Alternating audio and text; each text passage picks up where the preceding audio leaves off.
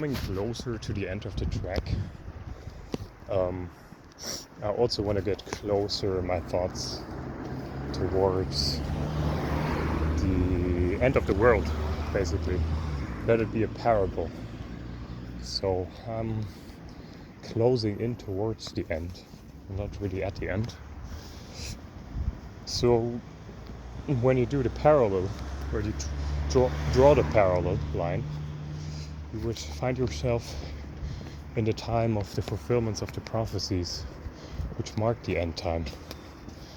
And guys, we have a lot of prophecies that we are living in the end time, and those are just crazy freaking signs, guys.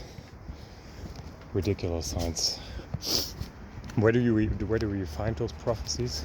In Isaiah, in Psalms, in several verses from the Old Testament. And we also find that in the New Testament, in Revelations, in the Gospels, in the statements of the Prophet, in the Quran. So it's crazy out here. Just one reflection. That prophecy alone should be frightening, to be honest with you. And it should also promote glad tidings. And that prophecy is that barefooted Bedouin Arabs will compete in building the highest building. Now that's just a ridiculous prophecy, because none of the Arabs used to do that.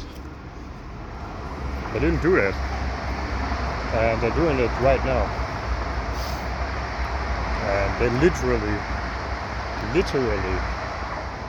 it's a whole competition between the different emirates, the different sheikhs, the different families, the different rulers to build the biggest building, you know. So that's a prophecy, really mind-boggling. Right, then there's of course other prophecies, but this alone is just a prophecy I would take. And of course reflecting on the fact that the Messiah was prophesied and came indeed on earth already, and that's already 2,000 years ago. It makes everything a little bit more crazy, if you ask me. It makes everything a little bit more surreal. So we have the Messiah coming already, we have the Prophet already coming and passing 1,400 years ago. And the Prophet said between him and the last hour it's like 2 fingers, just like it is between him and David. So it shouldn't be too long for the world to really end. Reflecting upon prophecies is really something that is, bro, that's really striking. It's really striking, man. And those things are very important to know,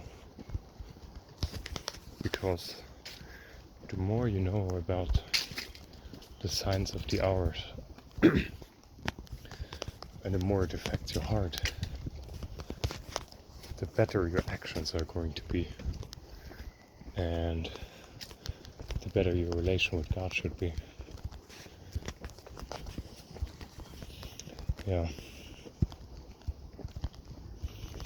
Those are some very intriguing thoughts.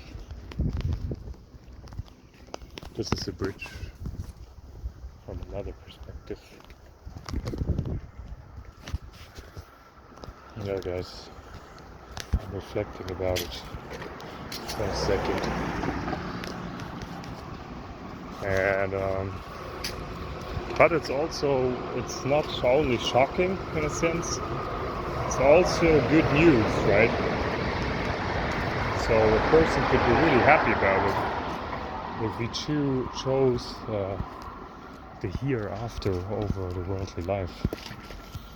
Then those kind of things make you feel a lot happier. they're like relief stations. They refuel your spirit, because you know that the kingdom of God is about to come, and you do know that the kingdom of God is going to be good, right? Jesus' comeback alone will be ridiculously good, but then even if the whole earth ends and you made it to heaven, oh, this is something you should be rejoicing towards. You should rejoice in that. Yeah. Yeah, balance, bro. I'll just see you guys when I have another thought or another spot I can speak about. I would just reflect on all of this overwhelming thoughts, I guess.